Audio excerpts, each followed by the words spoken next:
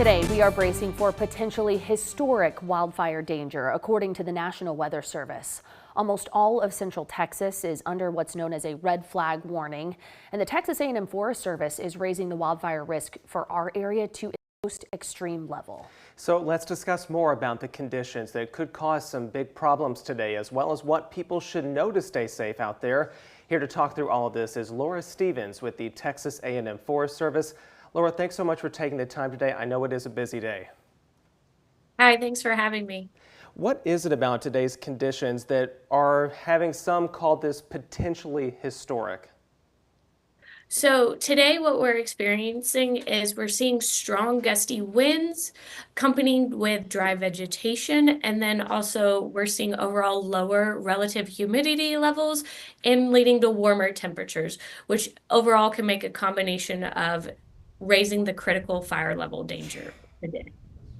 We know the Forest Service reports 90% of wildfires are caused by people, so that should signal to everyone at home they can play a part in preventing any fires from starting today. Laura, what should people avoid doing so that they are not the source of one of these dangerous sparks? That's correct. 90% of wildfires are human caused.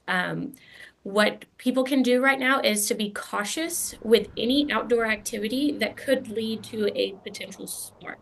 So making sure that you're not burning any debris today, making sure that you're avoiding parking on dry grass, making sure that if you are cooking outside, you're not using a large open flame.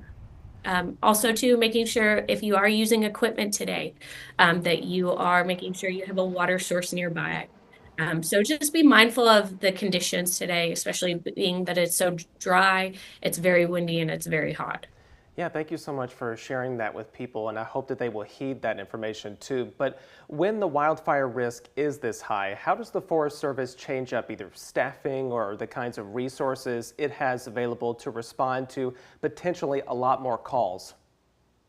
So with instances like this, so we are at a preparedness level 3, which means we have resources pre-positioned and staged in areas where they could see elevated risk. So we have resources located throughout the state. Can you talk about, you're mentioning that resource level 3. How frequently are you all at this level? I guess give people a sense of just maybe how rare this kind of situation is for people at home, but also in the way that you all respond. So recently it was just raised, and that was based on the weather conditions on that one. Again, it is weather dependent on that, whether or not the levels get prepared, and we're always looking ahead to see what is potential could happen. So the best thing that we do is being prepared. So over preparedness on our end on that one, which also translates to helping citizens of Texas as well.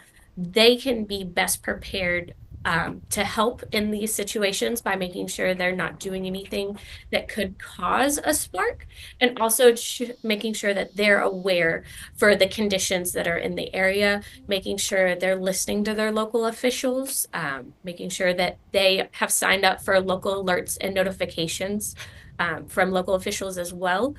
So being over prepared is the best in instances like this. And speaking of over preparation, I want you to be able to share with people what kinds of plans they should have in place in the event of an evacuation today because of a wildfire.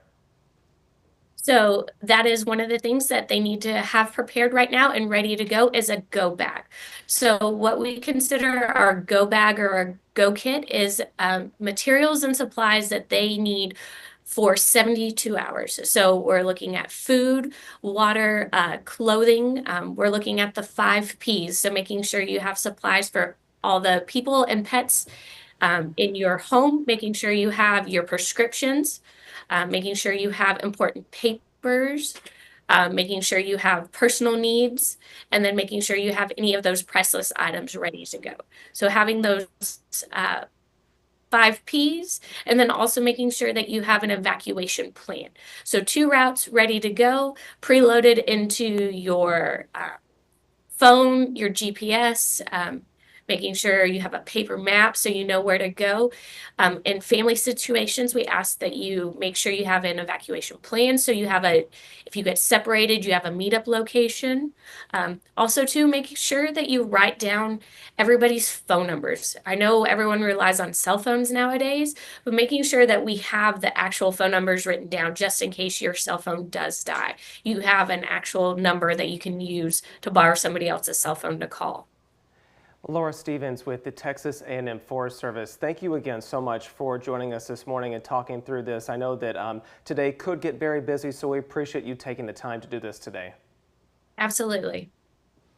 Okay, we know some people saw rain overnight and even into this morning. Folks at home may be wondering, will that moisture help lessen this fire risk? We want to bring in meteorologist Freddie Vela, who's been tracking our conditions, and to explain just how that rain plays a role in what's going on today. Yeah, unfortunately, even with the rainfall that we received, it wasn't enough to really take care of the dry vegetation that we have within the area. It's more on what's the back end of that front that came in. And later on, we'll discuss more about the amount of rainfall that we received and who got the most. But right now, as we've been talking about since we've started, it's that fire weather alert that we have for today, the red flag warning, and it's for everyone here within central Texas. We also have a high wind warning that's in effect from Mason and San Saba and farther